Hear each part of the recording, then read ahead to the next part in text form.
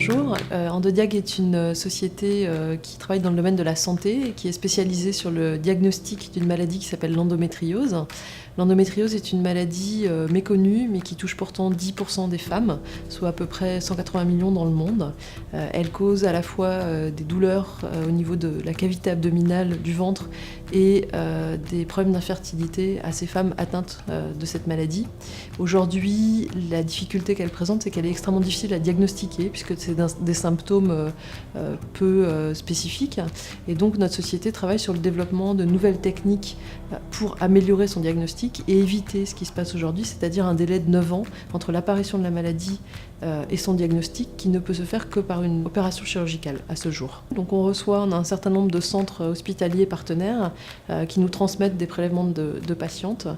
et on utilise ces prélèvements sur ces fameuses lésions d'endométriose qui ont été prélevées au niveau de l'abdomen,